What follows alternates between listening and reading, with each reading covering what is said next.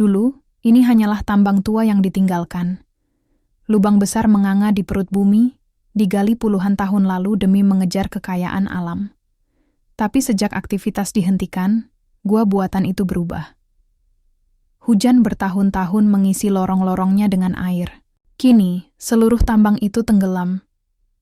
Jadi danau gelap di bawah tanah.